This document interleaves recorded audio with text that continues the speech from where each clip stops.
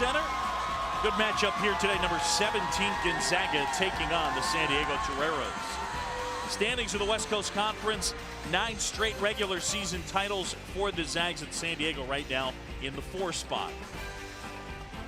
Hi folks, thanks for joining us. John Shambi alongside Bob Valvano, and well, 12 straight 20-win seasons for Gonzaga. All sorts of success for Mark Few.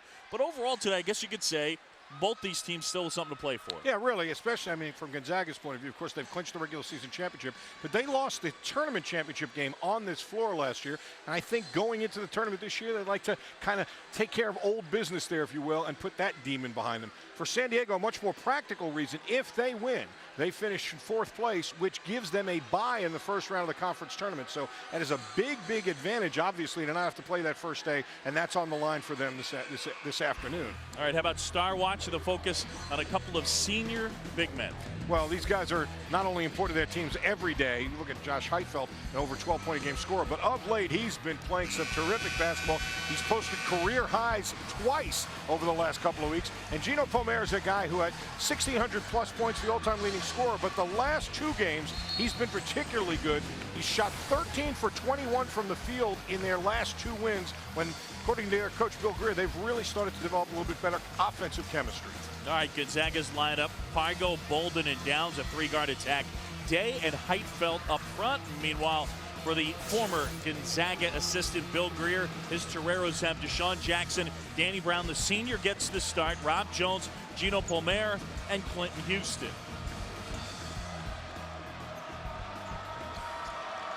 And there is Bill Greer, 2nd year, 16 years as an assistant at Gonzaga. Goes back a long way with Mark Few since their days when they were students at Oregon. And Mark Few, of course, amazing success as the head coach of the Bulldogs. You see a great contrast in styles today. San Diego wants to limit the number of possessions, and Gonzaga will be happy to play as fast as this game will allow them to go. Pomer wins the tip, and it's San Diego basketball. One of the things about Gonzaga, this is as good a defensive team as they've had in quite some time. Houston shot contested, and a fight for the loose ball. The Toreros come away with it. One of the real weaknesses for the San Diego team is their rebounding, so that's big to get a second chance here in the first possession. That was Day with the block. He averages 2 a game, a very long Gonzaga team. Everybody talks about that. That is the single thing they point to about why they're so good defensively. Heitfeld pulls up, uses glass, and it's good. 29 a career high his last time out against Santa Clara. He's really in an offensive zone right now, so comfortable. And one of the great stories for Mark Few is a kind of, I want to say, reclamation project. But let's not kid ourselves, John. It was wobbly for him for a while. He's come on to play great basketball. Jackson buries a triple. The Toreros lead.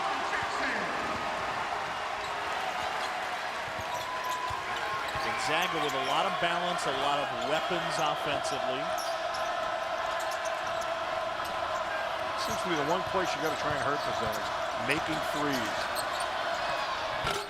Pargo short, and that's little jumper. Gonzaga makes 7 threes a game. They give up 7 threes a game. So obviously it's about the one area statistically they don't have a decided advantage. Jackson into the lane, and they get the travel. A turnover in Gonzaga basketball.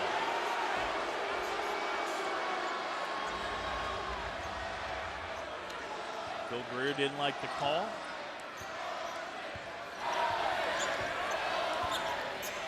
Gonzaga wearing the alternate black uniforms. 3rd time the Zags have worn these unis. Heitfeld, and hits another. And that's just a guy. Don't go and get too close. He's going to spill some of that confidence on you, Boog. He is just oozing it right now. Josh Heitfeld, big guy, but he's got good range.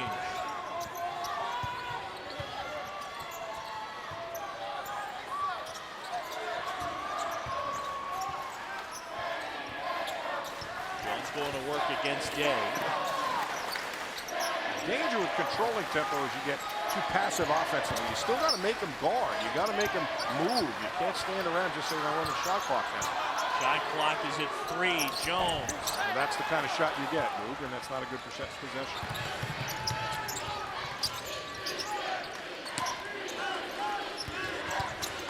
working down low. And Heitfeld, another three. This is just ridiculous right now. It's not fair. Josh Heitfeld, 40% from three on the season. The 6'11" redshirt senior off to a fast start. All 8 Gonzaga points.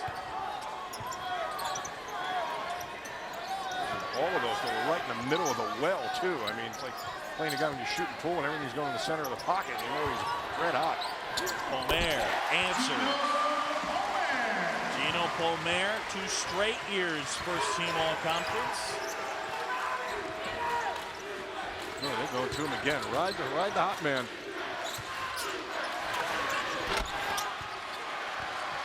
Day's jumper pulled down by Jackson. San Diego down 3.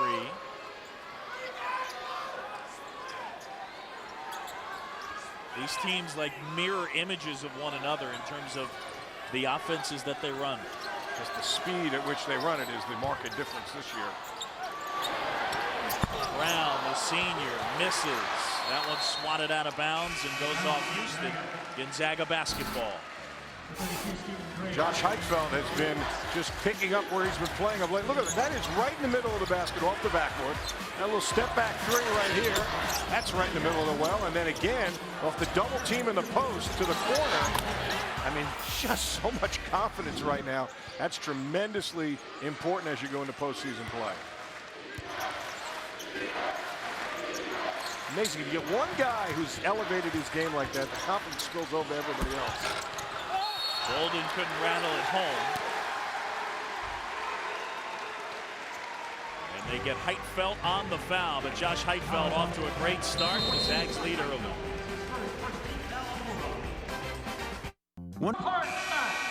John Shambi, Bob Valvano back here in San Diego. The Toreros down 3. Let's examine why Gonzaga is so good on the defensive end. Everybody talks about their length. Watch on the block, a terrific job standing there straight up defensively by Day. Then Heitfeld comes over, no foul, nobody reaching down. You know, you think about great defensive teams, sometimes you think about teams that are just pestering you on the perimeter. They don't necessarily do that, but what they do is nothing is unchallenged. In the lane, especially that mid-range game and driving game, you get in the lane, all those long guys putting arms up, you don't ever feel like you get a good, clean look. A guy like Micah Downs is 6'8". Here they come again. Jones shot contested. Heitfeld the board.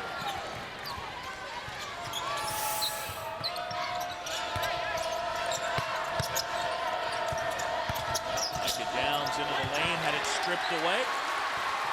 And Houston gives off to Jackson. Jones with Golden on him. Starts to back him down. A little fade away. Not the shot they really want. Holder didn't buy any of the fakes. The other thing, very disciplined defensively, too. And then Pargo and Bolden, a couple of guards at about 225, both very physical.